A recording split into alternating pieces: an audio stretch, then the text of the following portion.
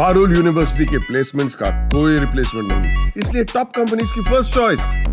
आप तो समझ ही गए होंगे। Join Parul University, Vadodara, Gujarat. पाकिस्तान के डिप्टी पीएम इशाक डार ने गुरुवार को बताया कि भारत और पाकिस्तान के बीच सीज फायर 18 मई तक ही है।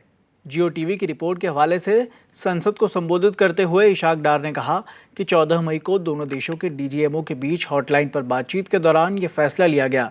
जब ये सवाल जम्मू कश्मीर के मुख्यमंत्री उमर अब्दुल्ला के एडवाइजर नसीर असलन वानी से किया गया तो सुनिए उन्होंने क्या जवाब दिया। चीफ मिनिस्टर साहब ने खुद जाके ग्राउंड जीरो पे इन जगहों का मुआयना किया, चाहे वो पुंछ का इलाका हो, जम्मू में बाकी एरियाज हो, यहाँ वैली में जितने एरियाज हैं, टंगडार हुआ, उड़ी हुआ, इन सब जगह भी उन्होंने खुद जाके जो है मुआयना किया। काफ़ी हद तक नुकसान है, बहुत ज़्यादा नुकसानात हैं, उन नुकसानात को पूरा करना हमारा फ़र्ज़ बनता है। उन्होंने पूरा उनको एश्योर किया है कि हम गवर्नमेंट ऑफ इंडिया से भी गुजारिश करेंगे कि एक स्पेशल पैकेज दिया जाए जिससे हम इन जो है मकानात को, इनके तामीरात को वापस कंस्ट्रक्ट कर पाएँ। इसी तरह जो हमारे कमर्शियल इदारे हैं, दुकान है, उनको नुकसान हुआ है, उनको वापस बनाने के लिए जो है हमने उनको मदद करनी पड़ेगी।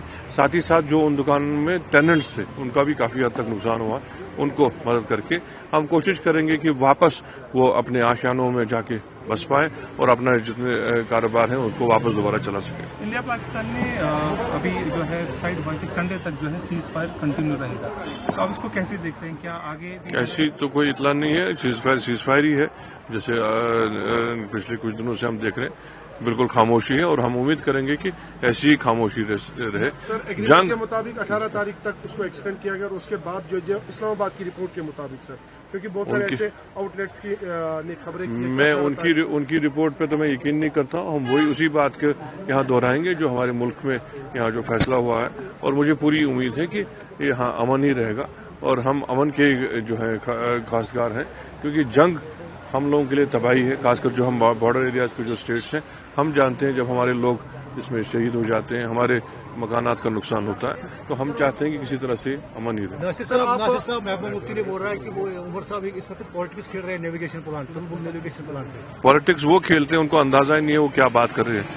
तो ये आप उनसे पूछेगा, उनको अंदाजा ही नहीं है वो किस वक्त क्या बात करनी है। ये पहले भी मैंने उनको कहा, उनको अपनी जो है मैच्योरिटी का जो है मुजाहरा करना चाहिए, सियासी मैच्योरिटी उनको दिखानी चाहिए।